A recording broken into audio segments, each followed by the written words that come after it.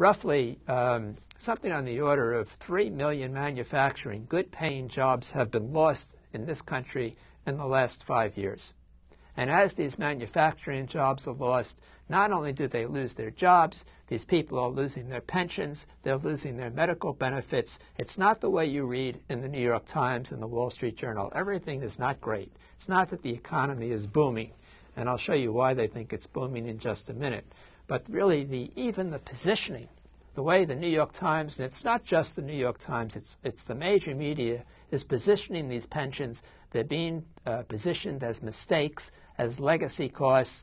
For some reason, these folks in the media today, they have no moral compass, and they don't seem to understand that these people have been promised benefits, they've been promised pensions and medical care and whatnot, and all of these promises are being broken. So who are the winners in all this as the workers are getting screwed over? Let me go to the next slide, please. This shows bank revenues. And as you can see, it only goes up to the year 2003. But bank revenues today and again, you can see that bank revenues took off really big time about the last time that the link to gold was broken. Bank revenues today are well in excess of $500 billion. Let me go to the next slide, please. And more important than bank revenues, bank profits are well in excess today of $100 billion. So while the workers are getting screwed, the banks are making out like bandits. Let me go to the next slide, please.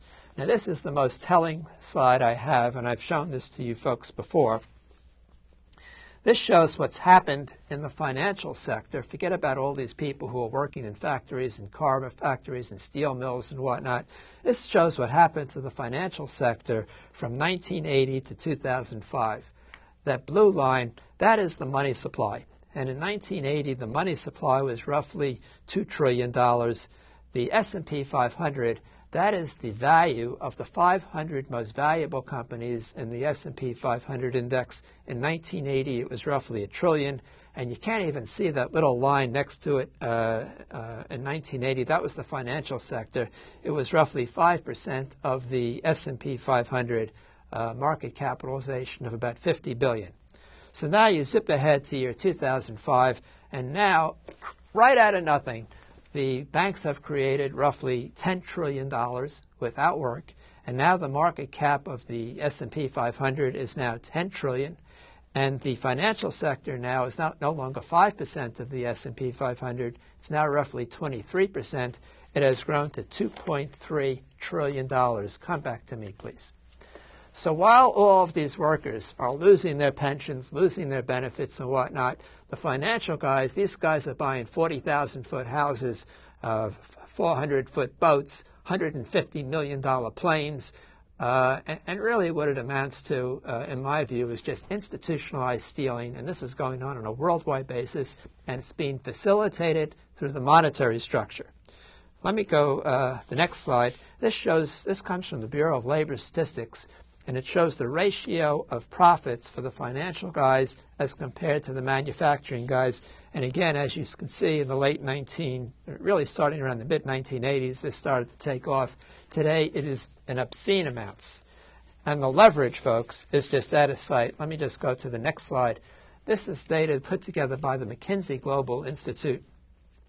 And today, again, driven by nothing more than creating money out of nothing, the total capital markets, this is the sum of equities, bonds, and bank deposits, as of 2005 was $136 trillion, an increase of roughly $18 trillion over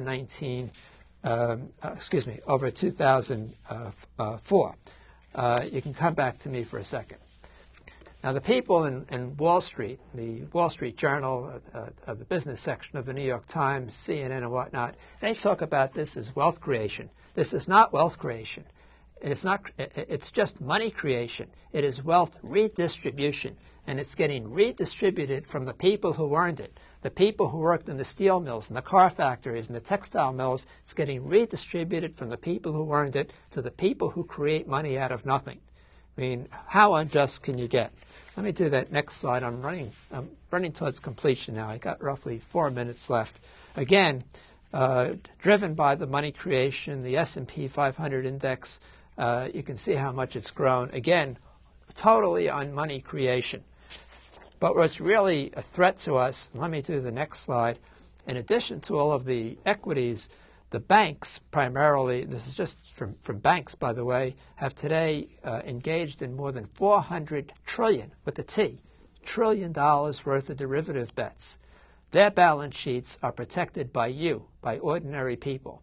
Their assets are protected systemically by the lender of last resort facility at the Fed. Their liabilities are protected at the micro level by so-called federal deposit insurance. And if any of these bets go wrong, Alan Greenspan has been very explicit about this. You can come back to me, Gloria. He's been very explicit. He says the Federal Reserve stands ready to create money without limit. Without limit. So it's not that these guys have made so much money, they take their money off the table. They're $200,000, $300,000, $400,000 2-month rentals in the Hamptons. They're $1,000 bottles of wine. It's not like they take their money and go live a nice life. The fact is, it's a flaw in the human conditions that greed and the lust for power have no limit. They are pushing the envelope on this one. And indicative of that, let's have the next slide, please. This shows the money invested in hedge funds. This comes from the New York Times. You got it from Greenwich Advisors. And if you go back to 1990, that might have been something on the order of maybe 70, 80 billion. Today it is well in excess of $1 trillion. These people are gambling.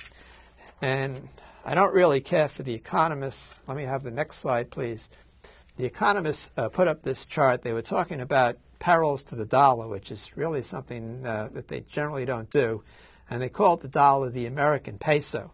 And they put up this chart, and really what it shows is that from 1960 against the Deutschmark, the dollar has lost roughly 65% of its value, and against the yen, it's lost 80% of its value. Come back to me, Gloria. However, these other currencies, the yen, the euro, the Deutschmark, all these funny money currencies that other countries have, this is really not the true measure because they're just funny money, just like our funny money. And what's the difference if you're weighing all these funny monies against one another? The thing that has real value and the thing that is the historical money of choice for ordinary people is and remains gold. And if you take a look at the price of gold, let's have this very last chart, folks. This shows the 5-year price of gold, roughly from around February of 2002 till a few months ago. As you can see, it's in a 5-year upswing.